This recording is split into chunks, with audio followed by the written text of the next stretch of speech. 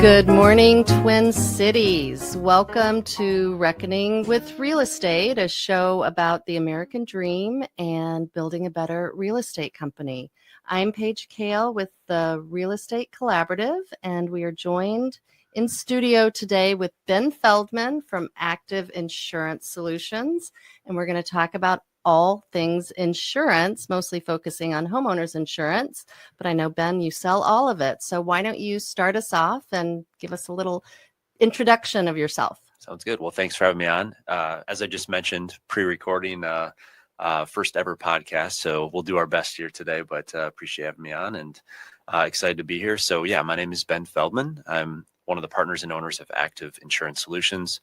We're based out of Chanhassen. We have a team of 6, and let's see here, going on 8 or 9 years as an agency owner and producer. We do home, auto, life, small business insurance, and work with a ton of first-time home buyers, and also work with a ton of people upgrading to their dream home as well. So excited to be here to talk a little bit about home insurance and how that impacts a home buyer and everything like that, and excited to be a resource. So appreciate you having me here. Yeah, great. So glad that you are here. And I know as a realtor and broker, I know kind of the basics about homeowners insurance. So I'm excited to kind of dive deep. So let's start off with a little icebreaker question. So in one word, how would you explain your morning today?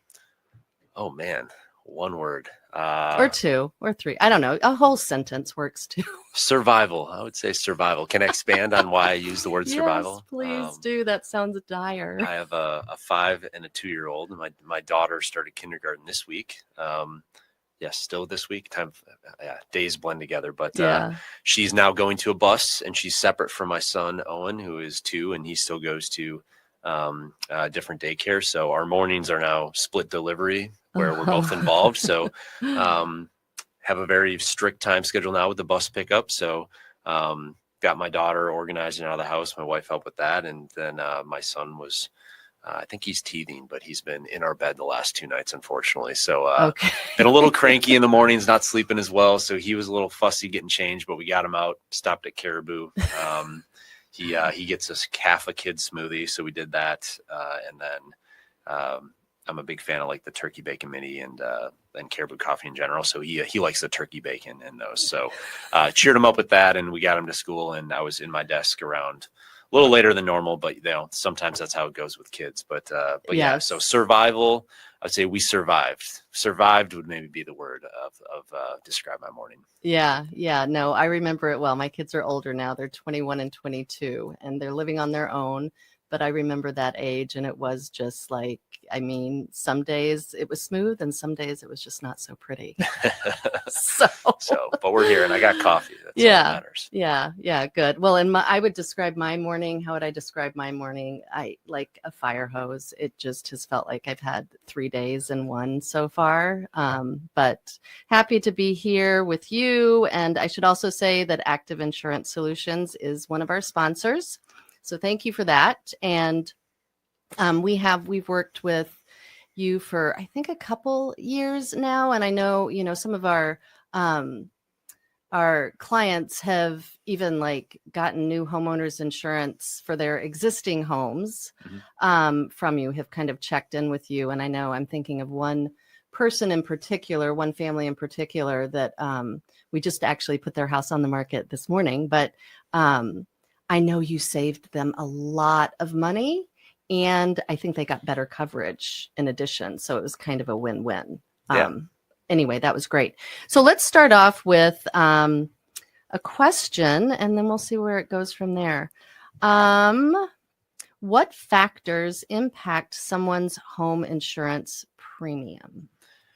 Yeah, so this is something that as people go through the home buying process, obviously, and obviously Matt, who's also involved in the podcast here, work with Matt a little bit. And, lenders do their best job to help estimate as a part of your mortgage payment. How much is going to be taxes is pretty easy to estimate, that number, but home insurance is a little bit more difficult to pin down on what, how much of your monthly mortgage payment is going to be to cover home insurance. So, lenders do their best job to estimate. Unfortunately, they have some of the info or can have some of it, but not all of it. And so, some of the main things that maybe are more difficult to pinpoint from a lender's perspective when they're giving you that estimated, $200 a month or $150 a month of coverage. Mm-hmm.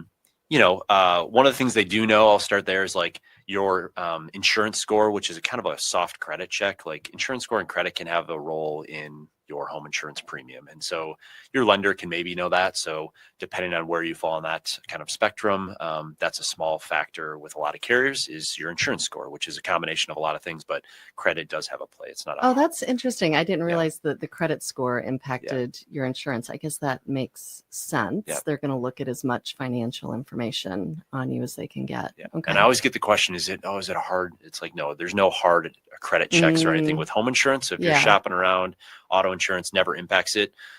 Insurance department, they have access to like a reporting bureau that gives them an indication on that. And so an insurance score can reference that, but there's no sort of risk or concern of like a credit pull when you're shopping around for, that's good to know. Property and casualty insurance. So no issues there.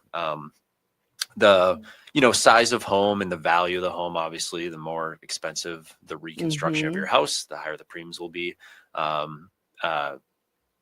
One of the things that people tend to not differentiate it is the purchase price of the home and the coverage amount you need on your home. So one thing that your purchase price includes is land value, and land value doesn't require insurance, right? So I give the example oftentimes like the amount of coverage you need for a smaller property in Edina, right? Like in, sweet spot in Edina, and it's a tiny home and the reconstruction of it wouldn't be a whole lot, but the purchase price is extremely high because the land is so valuable right there. So your small lot might be extremely valuable. So you might be paying, $850,000 for this property, but the reconstruction of that dwelling might only be $400,000 to $500,000 if it's a small property on a lot. So you might see, sometimes your home insurance isn't going to be impacted by the land value necessarily. It's going to be based on what it's going to cost to reconstruct. And so that's sometimes one thing that has to be clarified with home buyers of like, well, why am I only insuring my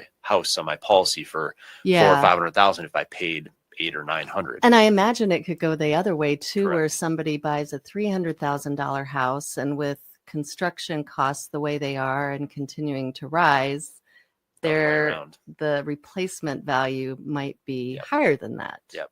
Yeah, exactly. That's like, that can even be the case for like really large properties that are a little bit older. The market value might be lower depending on location and things like that. So yeah, you're right. A lot of times you're insuring for well more than the purchase price, because if you had a total loss fire, it would cost far more than what you bought it to make you whole. And making you whole in home insurance is replacement of your home, same spec and finish. So yeah, you're absolutely right. It can go either way, and sometimes that's confusing. But yeah, the dwelling coverage or the reconstruction cost is a big factor there. Location, where you live, if you're in the metro or outstate, can have an impact on your rate. How far you are from a fire station, not as relevant if you're in the metro, because most people are pretty close to a non-volunteer fire station. But in outstate, if you're more than 10 miles away from a responding fire department, that can really impact your rates. Going back, I just want to pause here for a minute and going back to the replacement value. As you were talking, I was thinking about old historic homes. And, we work a lot in St. Paul and Minneapolis. So we sell, help people buy and sell historic homes with the, old woodwork that you just can't even find anymore. I don't think they even really make it anymore. How do you value a home like that in terms of its replacement value? Yeah. So, some carriers require what they call functional replacement costs. So if you have a home with plaster walls, for example, most if you're really looking at a super high value home, like that's, Victorian, like you're talking about finishes, you want to make sure that the reconstruction value reflects the nature of what you're hoping to replace. But some carriers do put like and that's working with your agent to understand the terms of your policy. But like a lot of carriers for a property like reconstruction under $1 million, if it's an old property, they'll have like functional replacement cost on there, which means in the event of a loss, they're going to use drywall, not plaster, to reconstruct the home. And so you have to decide, do you want to be reflecting like the vintage finishes and reflect that in your policy, or are you okay with functional replacement costs? a lot of first-time home buyers, they're buying an older property. For the most part, they're going to be comfortable and understand balance of premium and what they're insuring, that if they had a total loss, they would be accepting. A lot of them would be accepting of using drywall instead of plaster. But if you're very particular and you want to make sure that you're replacing it accordingly, or if it's more of a high value home, on the hill in St. Paul, right, and you want to make sure the policy that you have will replace it accordingly to the specs and whatnot. So working with your agent, you can make sure you're securing a policy in a policy form that is going to reconstruct the home that you're expecting at the time of loss. Mm-hmm. And as far as that replacement value, do you have like a system, like an app or whatever that you go in? And I'm just curious how that all works. And this is maybe too much detail for folks, but when you're an agent and you do those calculations all the time, there is like industry standard tools, a couple different ones that most providers use. Yeah. But you can, as an agent now, I'm not a realtor or not whatnot, but I look at enough properties where I'm like, oh, what's the reconstruction or cost of this one? It's like you can get within, pretty close number, but every agent's going to calculate that differently. And the important thing is, like, if you're working with an insurance agent, are they being diligent in how they're calculating that reconstruction value? Because in the event of a total loss, which we've unfortunately been through with a couple of our clients, you want to make sure the number that's on the paper is going to be enough to rebuild the house. And if it's not, that's where things can get problematic. So working with an agent who's going to be using the MLS listing or the archived MLS listing to calculate, the square footage, the bathroom count, we go through all of that for our clients. And a lot of it's behind the scenes, but making sure that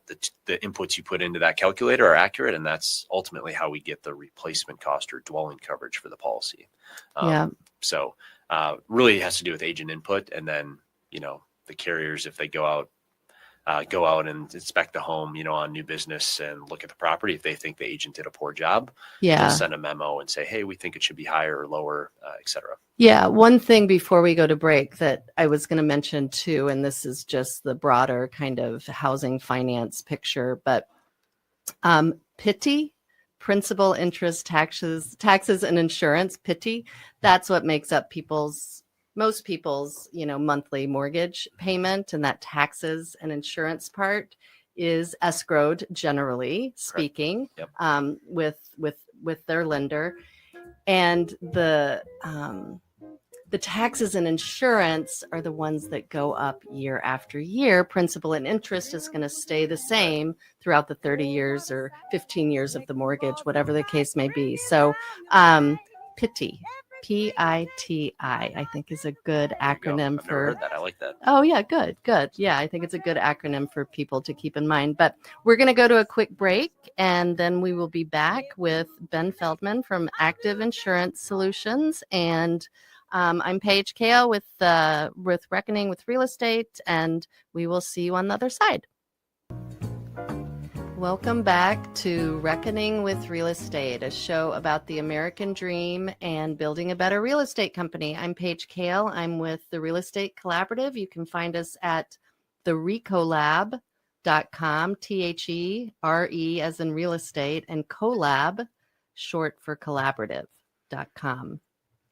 We are here with Ben Feldman with Active Insurance Solutions. And before the break, we were talking about PITI.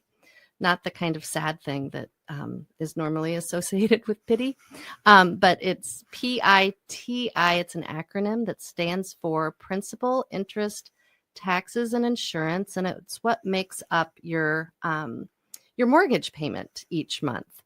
We were talking about the principal and interest. That stays the same over the life of your loan. Taxes and insurance are the things that go up generally year over year, which is why you do see an increase in your mortgage payment each year. And during the break, Ben and I were talking about what kind of goes into an insurance premium and how they estimate or how they figure out what that is, and also how your lender estimates it and how it can be really tricky to estimate. So I think, do you want to talk about that? Yeah. I mean, we talked about some of the things like size of home, location, that play a role. And some of those things your lender does know, and they might get good at putting a placeholder number based on the size of home. And maybe they even know how the roof is, and that can be a factor as well, like the new roof versus old roof and how much premium you get charged. Some of the things they don't know that I just want to mention that are important to note. So if you're in this situation, you might, the number they give you could be low, for example, would be if you have claims history, right? You bought a prior home, or you had a theft claim, or you had a water loss claim in the last 5 years. Those things or fire claims can have a very high impact on future insurance premiums you get. And even if they're at prior properties, so just like your driving history report, or if you have a speeding ticket or something like that, or an auto claim, your loss history under your name gets reported to like a central bureau. And so if you have a water loss at a property 3 years ago in Colorado, and you're moving to Minnesota and buying a property here, that claims history follows you when you're getting insurance quotes. So I typically say a water loss in the 3 to 5 year window at a prior property or at your same home. When you're getting insurance, your rates are going to be 30 to 50% higher just because of that water loss. Wow. I've always thought it, and I know this is across insurance industry. It's not just for homeowners insurance or car insurance. It's all the insurances. When you make a claim, your premium goes up. Seems kind of crazy to me personally, because that's what insurance is for. Now I get there has to be profitability and all of that, but I don't know if you could speak to that.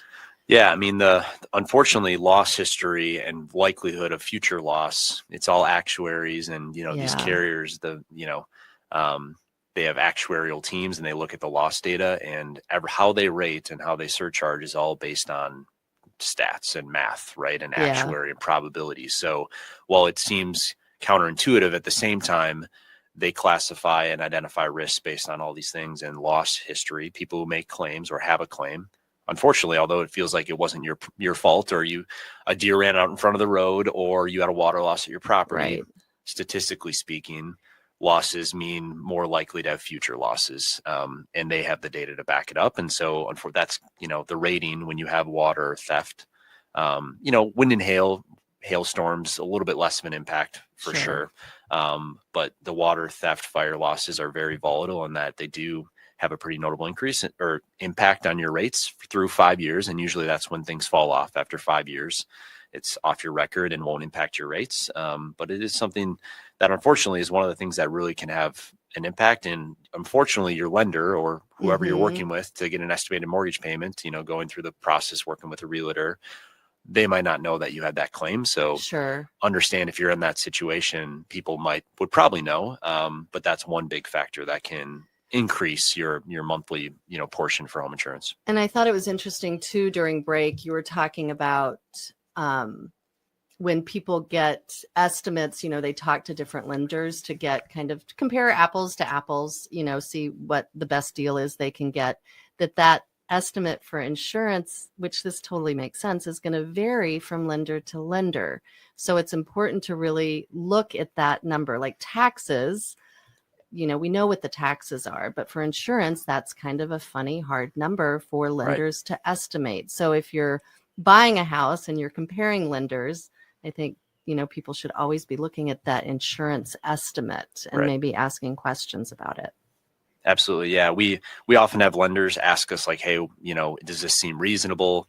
And, some people are trying to qualify too, so sometimes getting their home insurance premium for closing in a spot that is needed for qualification, we run into that a lot, trying to, maybe they have to take a slightly higher deductible for closing to hit the debt to income ratio and things. And so I suppose, and I guess I've never been like that behind the scenes that, closely, but that's okay. That's interesting too.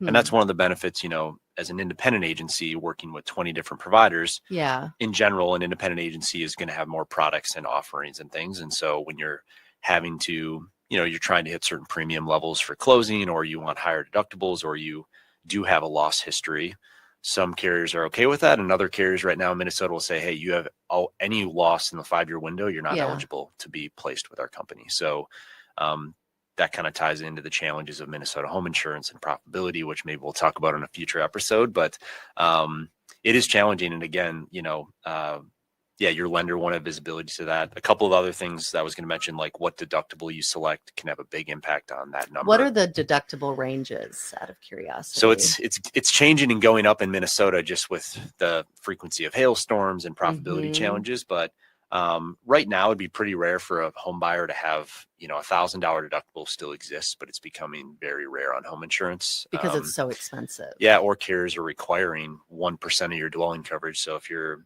dwelling coverage is going to be 600,000 reconstruction for your house, you would be required to carry a $6,000 deductible on your policy minimum. Wow. And so some carriers are requiring like $5,000 minimum. But for a first time home buyer in Minnesota, you probably will see 2,500 or 5,000 as an option for deductible. Just depends on the company. Some might require you to carry higher for just wind and hail storm deductibles. So because that's where they're struggling right now is windstorm and hail, specifically in Minnesota. But it depends on a range, and going with 2,500 versus 10,000, that could be thousands of dollars of difference per year on your policy. So your lender might, if you're very accepting of having some out-of-pocket risk and self-insuring with a higher deductible, the number the lender puts on paper might be too high because you're like, well, I'm okay taking a $10,000 deductible. I'll put money away and self-insure a little bit. Yeah. I'm glad you said put money away, because I was thinking as you were talking, when we work with clients, with buyers, specifically first-time home buyers, we encourage them to have, kind of a separate house account where they're putting $200-$300 away each month for repairs and anything big that comes up. And I don't know that I've ever thought about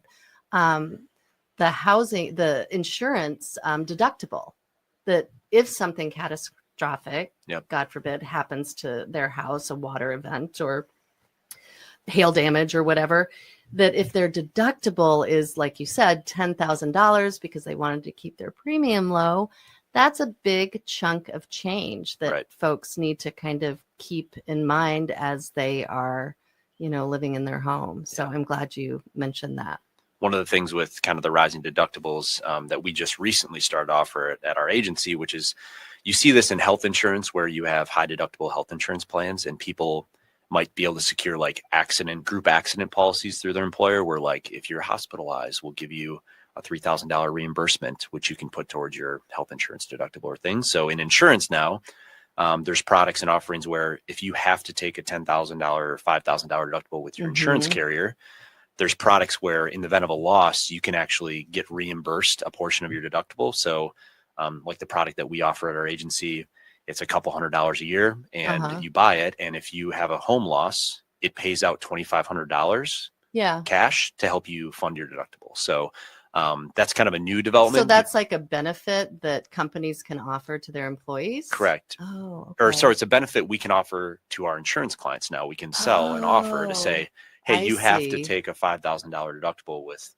Travelers because they require it. But if you're not comfortable with that, we have this product for $200 a year where if you buy that, it'll pay up to it'll pay $2,500 towards your loss if you have one. So which is kind of a good way to do it, I would think, because then you don't have to make sure that $2,500 is sitting somewhere in a bank account. It's more like, what is that? Like it's $18 a month or something that it would increase. So there are some options there now. And like I said, there is some of that group acts, like in health insurance, they have it.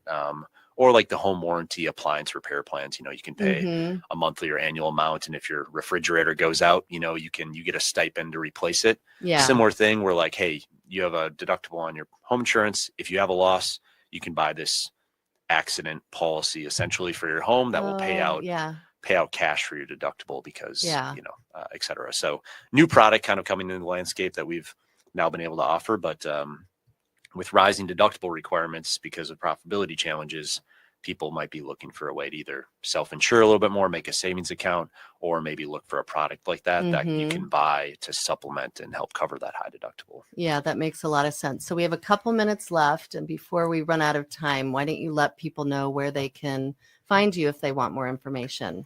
Yes. So we, like I said, we're based out of Chanhassen, but most of our interactions with our clients are phone, email, text. I like to think we're a pretty tech forward agency.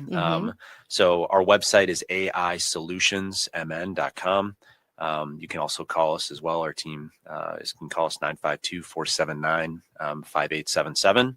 And we're on social a little bit, not overly active there. We're on Instagram, here. AI Solutions MN, but you can Active Insurance Solutions. You can Google us as well. Find us on Google, and we'd be happy to help. So great. Home insurance is a little bit crazy, and even if with questions, whether you're a client of ours or not, you have questions or whatnot, don't hesitate to give us a call. Happy to provide some guidance and advice, and would love to be a resource for a future home purchase. Great. And I can attest that Ben and his team, they respond very quickly, which I always appreciate as a realtor. It's, real estate is super timely. So you're very responsive. You're very good at explaining things to folks. And that's a huge asset. So just what we talked about, let's just do a quick little recap. So we talked about homeowners insurance and kind of what goes into the pricing of it. PITI, principal, interest, taxes, insurance, what makes up your mortgage. The taxes and insurance are the things that go up year over year. And anything else that I missed? Yeah, home insurance is a little crazy. It's important to have someone to help you answer some of these questions. So absolutely, your realtor's probably enabled in some ways to do some of that. But at the end of the day, if you have questions on what that home purchase insurance is going to be, good to get connected with an agent sooner than later. So appreciate you having me on, and it was nice discussion about insurance. It was way more interesting than I thought it was going to be, Ben. And we'll see you again soon.